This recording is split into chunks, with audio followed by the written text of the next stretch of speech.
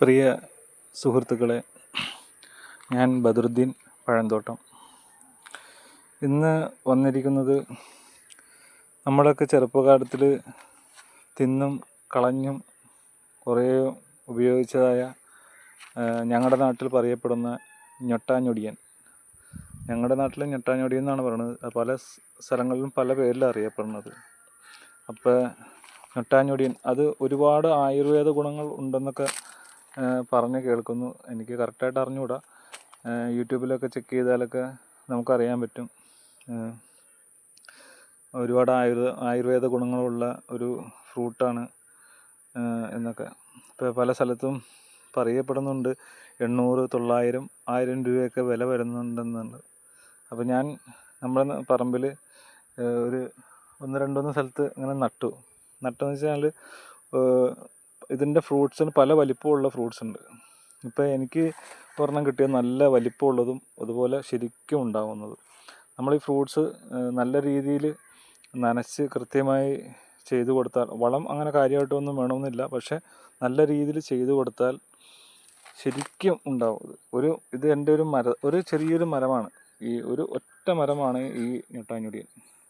പക്ഷേ അതിനകത്ത് ഉണ്ടായിരിക്കണ ഫ്രൂട്ട്സ് എന്ന് പറഞ്ഞാൽ എണ്ണി തിട്ടപ്പെടുത്താൻ ശരിക്കും കഴിയില്ല. ഒരു 100, 200, 300 മേളിലുണ്ടെന്ന് തന്നെയാണ് വിശ്വാസം. ഇപ്പോൾ ഇതിനകത്തൊരു 10-60 ഞാൻ പറിച്ചു.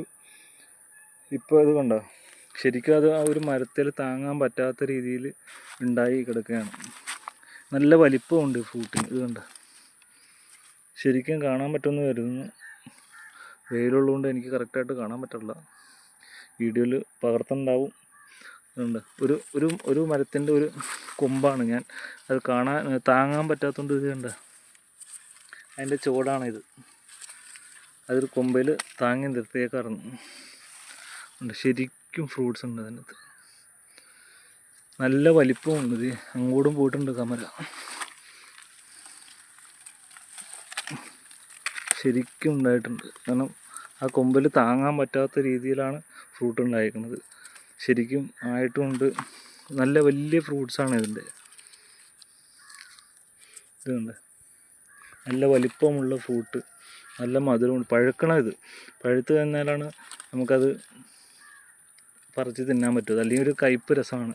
പഴുത്ത് കഴിഞ്ഞാൽ നല്ല രസമാണ്. ഇതുണ്ട് അതിൻ്റെ ഫ്രൂട്ട്. നനവ് ശരിക്കും ഉണ്ടെങ്കിൽ ഇത് ശരിക്കും ഉണ്ടാവും. നല്ല രീതിയിൽ തന്നെ വളം അങ്ങനെ കാര്യമായിട്ടൊന്നും ചെയ്യണ്ട. നന്നായിട്ട് വേണം, അത് ശരിക്കും ഉണ്ടാവുള്ളൂ. അപ്പോൾ ഇത് പല സ്ഥലങ്ങളിലും പല പേരിലും അറിയപ്പെടുന്നു. ഞൊട്ടാഞ്ഞൊടിയെന്നോ വേറെ എന്തൊക്കെ പേരുണ്ട്. അപ്പോൾ ഇതിൻ്റെ തൈകളൊന്നും ആയിട്ടില്ല. ഇപ്പോൾ ഞാനൊരു പരീക്ഷണത്തിന് വേണ്ടി ഒന്ന് നോക്കിയതാണ്. നന്നായിട്ടുണ്ടാവണം. നനയ്ക്കൽ കറക്റ്റായിട്ടുണ്ടെങ്കിൽ ശരിക്കും ഉണ്ടാവും. അപ്പോൾ നല്ല വിലയുണ്ടെന്നൊക്കെ പറയപ്പെടുന്നു. എനിക്ക് കറക്റ്റ് അറിഞ്ഞുകൂടാ. എന്തായാലും നോക്കട്ടെ. ഇതിനെ കൂടുതൽ വിത്തുകൾ ഉൽപ്പാദിപ്പിച്ച് കൂടുതൽ തൈകൾ ഉണ്ടാക്കാൻ പറ്റുമെന്നാണ് എൻ്റെ ഒരു ശ്രമം. അപ്പോൾ ഈ വീഡിയോ എല്ലാവർക്കും ഇഷ്ടപ്പെട്ടെന്ന് കരുതുന്നു. നന്ദി, നമസ്കാരം.